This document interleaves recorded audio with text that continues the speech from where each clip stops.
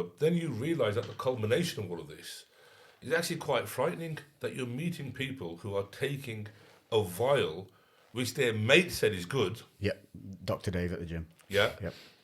So somebody gives you a vial, and think about it, think of a mentality. Here's this vial, this is good for you, take it and jab it.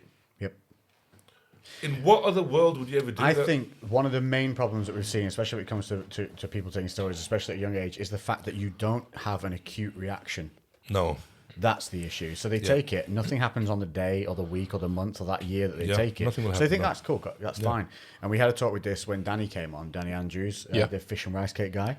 He was the same. He was just getting stuff from his mates. His mate could say, take some as much as this much of this per He didn't week. even know what it was. He didn't even know what it was. It was just brand names. It was like Super Bowl or some random. Yeah, it wasn't even a pharmaceutical name on the vials he was buying. We have another friend who outside of this, he bought. I still can't get over this. He bought a bottle of TRT. Yeah. Called it TRT. No, I've You've got to love that, don't you? No, but I can tell you something better. Where a guy has bought a 10 ml bottle of Deca, and he's bought 6 of his mate for 6 weeks. So he somehow got confused. He's bought 60 mil. Yeah. For so 6 then weeks. what he did, he was putting 10 ml of Deca a day. In himself? Yeah, for 6 days. And then he gave me a call and he said, listen, I've been taking this stuff. What is it? He said, I don't know. It's got a yellow top on the bottle. Right. So I said to him, are you fucking drinking it? And he said, no, I've been injecting it. So I said, listen, bring the vials to me. Come and see me. And so his face is quite puffed up. And, it was like, he might have been a fat fuck before, I don't know. Yeah. But, so I said to him, and so he showed me the 6 vials. I said, right, he said, I've been doing 10 mil a day. Okay.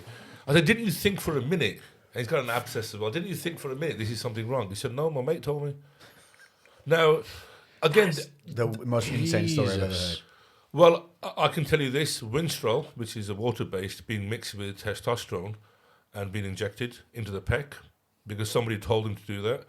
And the best story I've heard ever, and I met this guy who's passed away now, so may he rest in peace, where somebody had told him to take 10 grams for 60 days of a combination of gear and then go off for 2 weeks and it'll cause a massive metabolic effect on you.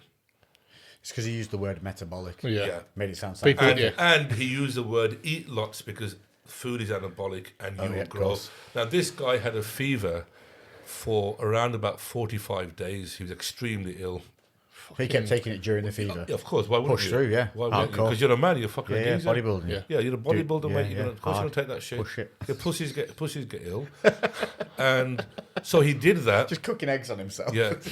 And then, unfortunately, he became infertile. He had massive kidney problems, had all these other problems. And he died In about... such a short time. Yeah, because it's toxic poisoning. Now, what you never know is watching your DNA code. If you've never had a blood test, we unfortunately have to become the bearers of bad news. People will come to us, just a normal guy off the street, want a blood test, not feeling well, and it turns out it's a cancer. And we have to then tell them, listen, mate, I'm really sorry. Here's our oncologist. We're referring you on to this guy. You've got cancer. You've got your kidneys aren't functioning.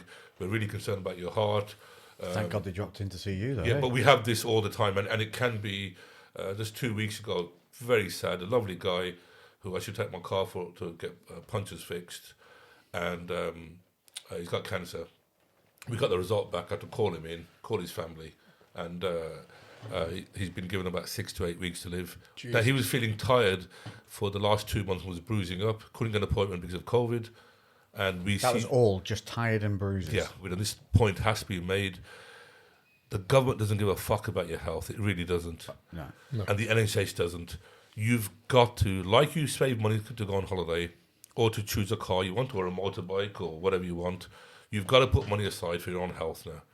And we've seen countless prostate cancer.